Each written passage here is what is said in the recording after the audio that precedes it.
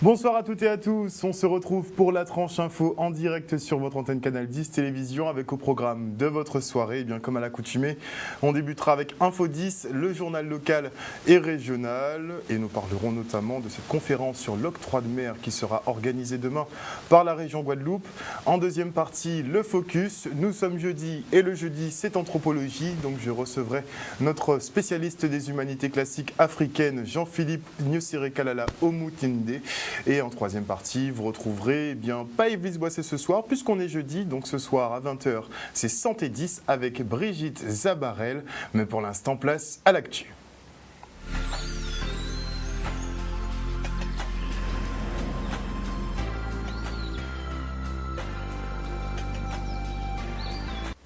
Nous sommes le jeudi 9 juillet 2020 et on poursuit nos mises à jour sur la préparation de la saison cyclonique avec Bruno Benjamin de ouragan.com qui recommande d'ailleurs quelques petits objets assez utiles en cas de souci. Regardez. Nous sommes à 5 tempêtes tropicales déjà enregistrées, qui sont restées plutôt faibles et au large essentiellement des États-Unis, donc elles n'ont pas concerné les petites Antilles. Il est possible que dans les quelques heures qui viennent, nous ayons un sixième phénomène, toujours près des États-Unis, ce qui veut dire qu'on n'est pas encore à la mi-juillet, mais nous sommes en avance par rapport aux chiffres habituels. En général, le pic de saison va de la mi-août jusqu'à la mi-octobre. Donc c'est le moment où on a le plus de chances d'en avoir, même si historiquement, le phénomène le plus précoce, on va dire, est passé à la fin du mois de juillet. C'était il y a bien longtemps, c'était en 1780. On a beaucoup de phénomènes qui se sont conjugués pour qu'on ait une activité importante. Nous avons le phénomène El Niño dans le Pacifique qui s'est dissipé et qui a été remplacé par son inverse qu'on appelle La Niña. C'est un courant de mer froid qui est vecteur de cyclone de l'Atlantique. On a également le fait qu'il y a eu beaucoup de pluie en Afrique et qui continue. Donc ça humidifie toute la zone sahélienne. Et nous avons également un troisième phénomène, c'est la température de la mer. Si on observe bien quand on va à la plage, que ce soit côté Atlantique ou côté Caraïbes, la mer est particulièrement chaude.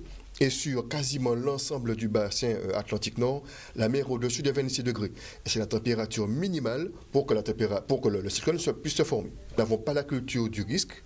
Nous la prenons petit à petit, nous y venons. Donc on se prépare, on s'informe, on essaie de savoir quoi faire. Mais on sait déjà que 2-3 jours avant l'arrivée d'un phénomène potentiel, mais tout le monde va courir dans les supermarchés, dans les boutiques pour pouvoir se préparer. Oui. Le sifflet. Tout simplement quand on est isolé et qu'on veut se signaler par rapport à un hélicoptère, par rapport aux autorités qui voudraient venir vous récupérer parce que votre logement est coincé par des branches d'arbres, le sifflet est utile. De la même manière, nous avons maintenant la radio avec une manivelle, donc pas besoin de pile, qui sert également de lampe de poche et qui peut également recharger un téléphone, un appareil. Donc il faut être prêt dès la mi-juin. Et en attendant les pluies diluviennes, la sécheresse sévit et met à mal les éleveurs de ruminants du département. Malgré les dispositions prises, les réserves fourragères n'ont pas été suffisantes. L'absence de pluviométrie et les vents forts ont déshydraté toute la végétation, d'où la nécessité d'acheter encore et encore de la nourriture. Un surcoût que les agriculteurs ne peuvent assumer. C'est pourquoi la région et l'Iguavie ont débloqué une enveloppe de 200 000 €, de quoi acheter 500 tonnes d'aliments concentrés pour les éleveurs fatigués de quémander pour assurer leur survie. Regardez. On se trouve chez M. Saint-Garin parce que on est dans l'opération sécheresse que nous avons voulu très tôt et nous avions fait la demande au niveau de la collectivité régionale pour nous accompagner afin de permettre aux éleveurs d'avoir de l'aliment du bétail compte tenu du fait que nous subissons une sécheresse dure et longue. Et la collectivité a répondu favorablement. Et nous avons décidé de mettre en place des points de distribution des aliments de bétail. Donc aujourd'hui, nous sommes à Desvarieux, Petit Canal, chez M. Saint-Garin, parce que c'est le site qui nous a semblé être le plus approprié pour permettre aux éleveurs de la Grande Terre de pouvoir récupérer les aliments qui leur sont destinés. Là, présent, nous ne pouvons pas nous sauver, mais nous avons un grand coup de pouce et c'est pour ça que je remercie la région parce que le nord Grand Terre sans côté est toujours frappé par la sécheresse et ça, il fait bon nous là. On ne peut pas dire pas suffisant, mais il fait nous bien. Heureusement que la collectivité régionale a répondu favorablement à cette opération, ce qui nous permet de venir en aide aux éleveurs qui souffrent depuis quelques mois. parce qu'il n'y a plus d'herbe dans les prairies. Forcément, ça a un coût d'acheter de l'aliment du bétail. Je pense que cette opération permettra aux éleveurs d'au moins soulager leur portefeuille et de pouvoir permettre aux animaux de ne pas mourir et de ne pas perdre en poids. Fait pas nous attendre sur la région à chaque fois, mais fait nous organiser nous. Mais pour organiser nous, c'est très difficile. Surtout en Guadeloupe, pas ça d'un côté quand même, mais en Guadeloupe, c'est très difficile de nous organiser nous. Mais nous ne pouvons pas arrêter à la mendicité à chaque fois, mais fait nous organiser nous. Fait nous trouver solution là.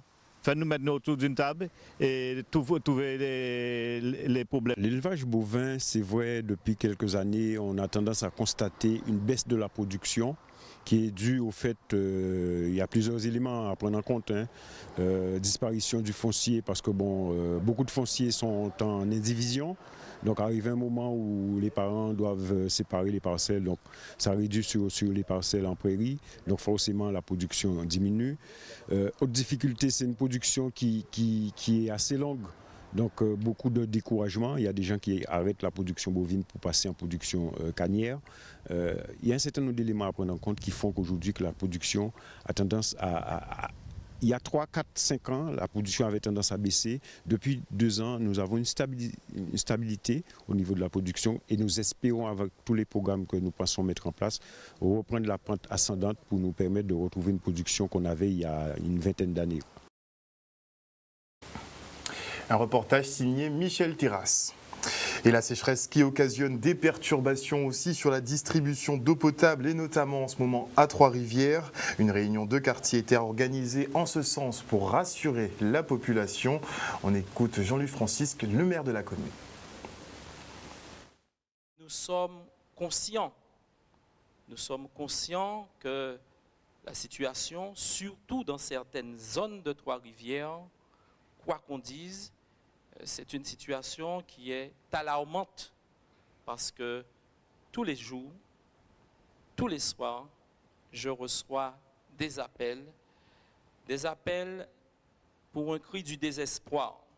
Alors effectivement, Trois-Rivières aussi connaît quelquefois ces difficultés s'agissant de l'approvisionnement de nos abonnés en eau.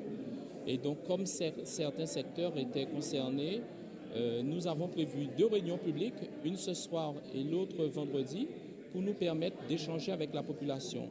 Donc dans un premier temps, la Régie des eaux présente la situation, la capacité de production de nos différentes unités. Et ensuite, dans un second temps, nous permettons à la population de pouvoir poser toutes ces questions et ensuite trouver les réponses appropriées. Le compteur sert à quoi? Le compteur sert à déterminer le volume d'eau que vous utilisez. La pluviométrie va augmenter ces jours-ci du fait de la période. Donc, ça devrait nous permettre de passer certains caps, d'avoir peut-être moins de coupures dans certaines zones. Néanmoins, il faut dès aujourd'hui commencer à travailler sur les mois à venir, sur déjà l'année prochaine. Nous avons un programme d'investissement sur le terrain qui devrait nous permettre dans les années à venir, dans les mois à venir, de pouvoir trouver des solutions pour certains secteurs. La question de l'eau est une problématique qui concerne l'ensemble du département. Donc il n'y a pas de solution trouvée aujourd'hui d'une commune par rapport à une autre. Les difficultés sont les mêmes, mais la population doit être informée et on voit bien quand elle est informée, elle accueille mieux la situation et elle accompagne les élus à pouvoir trouver ces solutions qui nous permettront demain d'avoir le liquide précieux dans tous les foyers de Trois-Rivières déjà.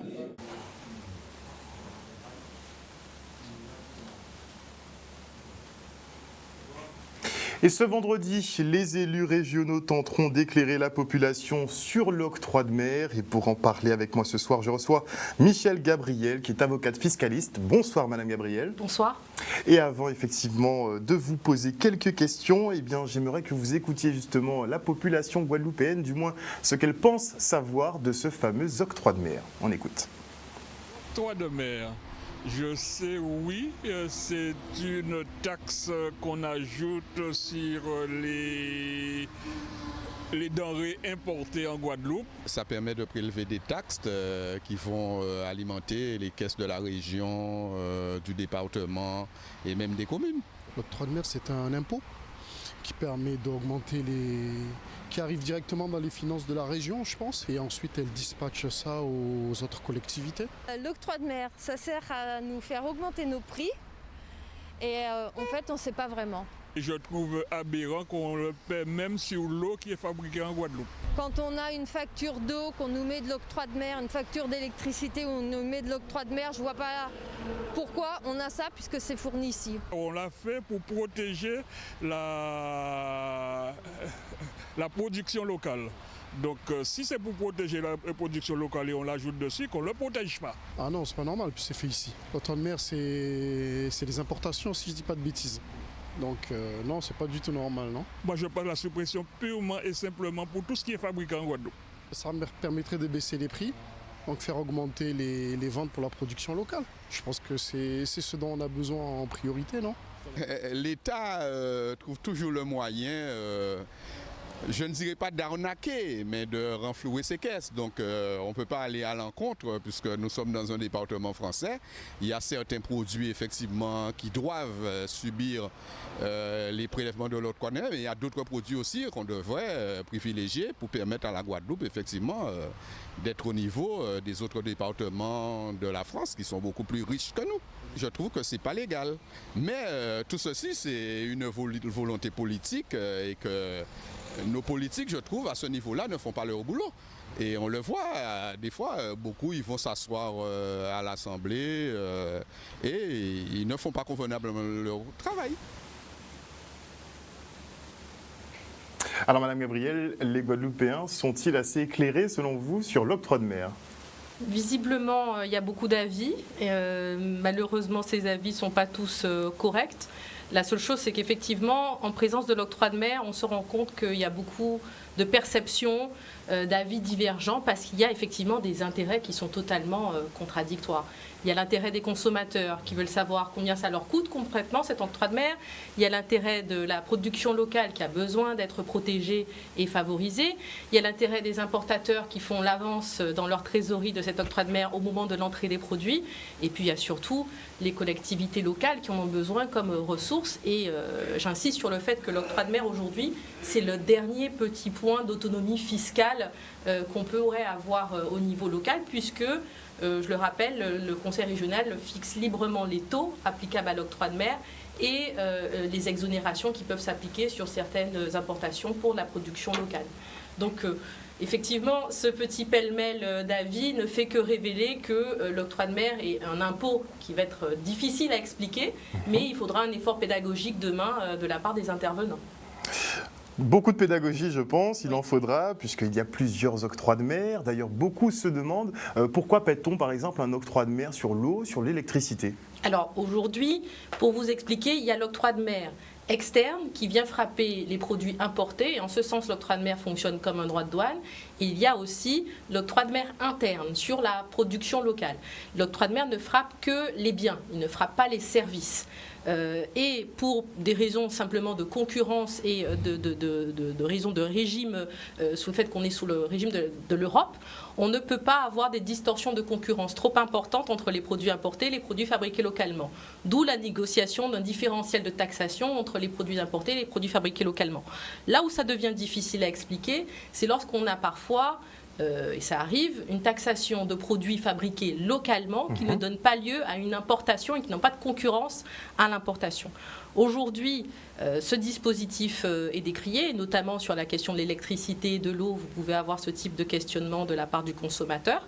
L'idée de la conférence de demain, c'est de faire un effort de pédagogie pour expliquer, mais surtout d'envisager éventuellement des pistes d'amélioration. En tout cas, moi, pour ma part, étant avocat fiscaliste, je défends la cause de pas mal d'entreprises guadeloupéennes qui fabriquent localement, ou parfois aussi de sociétés ou d'entreprises qui sont considérées comme assujetties à l'octroi de mer et pour autant dans la définition s'estiment non assujetties. Donc ce sont des questions qui se posent effectivement, mais on ne peut pas y répondre comme ça en l'espace d'une minute. Ça va nécessiter un effort de pédagogie à l'occasion de la conférence de demain. À combien d'octrois de mer nous avons droit ? C'est qu'on a plusieurs assiettes. Alors, combien ? On a beaucoup de taux et on a surtout l'octroi de mer et l'octroi de mer régional. Et dans l'octroi de mer et l'octroi de mer régional, vous avez l'octroi de mer externe et l'octroi de mer interne que je viens de vous indiquer. Et parmi les critiques qui sont adressées à l'octroi de mer, c'est le nombre de taux. Il y a effectivement beaucoup de taux et il y a une nécessité de réfléchir à cette multiplicité de taux qui peut parfois empêcher de faciliter des mécanismes de déduction et éventuellement améliorer le système de déduction de l'octroi de mer qu'on a supporté à l'importation au moment de la fabrication locale. Donc c'est un sujet qui doit effectivement être analysé, mais effectivement il y a beaucoup plus de taux que ce qu'on pourrait penser. Alors une question qui sera probablement posée aussi demain, c'est à savoir, est-ce qu'il faut finalement maintenir l'octroi de mer et le modifier, en fait le faire évoluer, ou bien accepter la proposition de la France de faire une espèce de TVA bis ? Alors, effectivement, la question qui va se poser est celle-ci. C'est une question qui est très délicate à trancher parce que, comme je vous l'ai indiqué, il y a beaucoup d'intérêts divergents. Il y a l'intérêt de la production locale, l'intérêt des entreprises importatrices qui ont un problème de trésorerie en supportant l'octroi de mer à l'entrée, avant même d'avoir revendu le produit. Il y a le problème des collectivités locales. En revanche, la mesure qui consisterait à supprimer purement et simplement l'octroi de mer par le substitut de la TVA nationale, il faut y réfléchir très sérieusement parce que ça va dans le sens de beaucoup de mesures fiscales au cours de ces dernières années où on relève qu'on est en train de revenir de la fiscalité nationale. Toutes les spécificités de la fiscalité outre-mer sont en train d'être supprimées au fur et à mesure. Pour autant, a-t-on besoin de ces spécificités? A-t-on besoin d'une forme d'autonomie fiscale? A-t-on besoin d'un système fiscal plus ou moins organisé dans les départements outre-mer pour aller vers plus d'autonomie, pour pouvoir financer le budget des communes, qui doit être bien évidemment bien utilisé et bien affecté à des dépenses de fonctionnement nécessaires et justes? Cette question pose la question aussi du consentement à l'impôt, en fait, du contribuable. On voit clairement que le contribuable n'est pas pour son maintien, alors que bon, il y a beaucoup de tenants et aboutissants. Le contribuable a besoin de comprendre à quoi sert cet impôt. Qui est un impôt, droit de douane, une taxe, entre les diverses définitions. Au final, c'est le consommateur final qui supporte cet octroi de mer puisqu'il est refacturé. Donc le consentement à l'impôt est important, savoir où va cet impôt est important, en quoi consiste l'octroi de mer, c'est important de le comprendre, mais surtout ce qui est important de comprendre, c'est qu'est-ce qu'on veut faire de cet impôt et quel avenir on veut pour l'octroi de mer, à quoi il sert, comment il va permettre de pérenniser les investissements locaux, on en a besoin. Donc c'est des questions qui vont se poser demain et qui méritent effectivement un débat. Alors le rendez-vous donc est donné, ce sera demain matin, je crois à 9h-10h à la région Guadeloupe. Tout à fait, moi j'interviens en tant qu'intervenant extérieur sur le sujet en tant qu'avocat fiscaliste. Vous étiez déjà intervenu en plénière, non?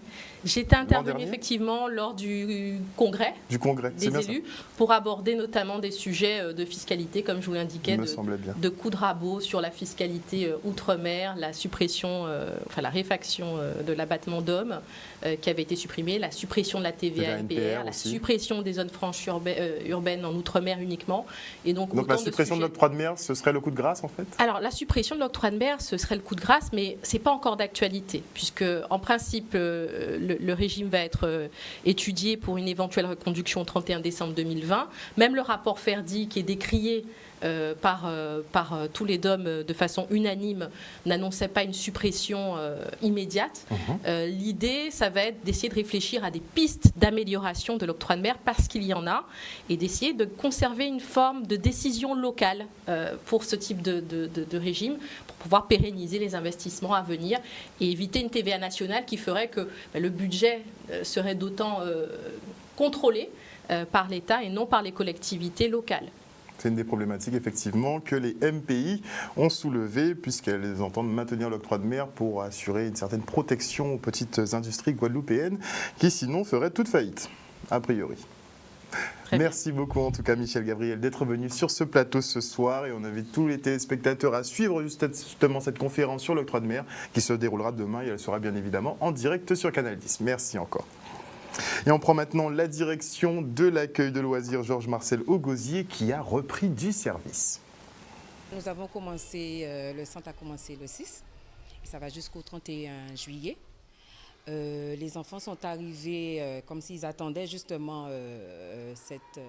l'organisation pour revoir les copains, pour jouer. Donc on n'a pas tellement vu après le confinement. Au contraire, il y a eu leurs yeux étaient égayés, contents de retrouver leurs copains et les copines et les jeux et surtout les animateurs. Donc les activités vont tourner autour des pays, les activités concrètes, manuelles, les jeux, on va essayer d'ouvrir les jeux, mettre les couleurs. Mais là, en ce moment, on est en temps de pause. En temps de pause, après le repas, les enfants se retrouvent un petit peu entre eux pour discuter, faire des jeux de société. Mais vu les conditions sanitaires, on ne peut pas se regrouper. Il y a plusieurs petits groupes qui sont en calme. Et chaque groupe va à ses occupations. Ici, c'est un centre spécial sport. Donc déjà, notre thème, c'est le village olympique. Dans le village olympique, on trouve tous les sports qu'il y a, comme vous voyez. Il y a du football, des baskets, des pom-pom girls. Donc voilà, c'est tout le sport en général. Mango, effectivement, a une spécificité sport, puisque par le passé, on a vraiment axé les choses sur le sport ici. Donc les enfants savent que quand ils viennent à Mango, ils viennent dans un état d'esprit sportif. La demande a été très forte. Cette année-ci, au mois de juillet, ça a été très fort. Jusqu'à présent, on essaie, le centre, c'est 50 enfants. Donc il y a encore des parents, il y a encore des demandes. Et il n'y a pas de place. Et avant de se quitter, je tiens à féliciter Fabien Génélan, un jeune désiradien qui n'a de la noyade, un acte héroïque mais tout simplement humain selon le jeune homme que l'on salue encore une fois. Et voilà, chers téléspectateurs, nous sommes arrivés au terme de ce journal. Merci pour votre fidélité. N'oubliez pas que sur Canal 10, vous faites l'information que nous diffusons. Le journal local revient demain à 18h30. Passez une excellente soirée à l'écoute de nos programmes.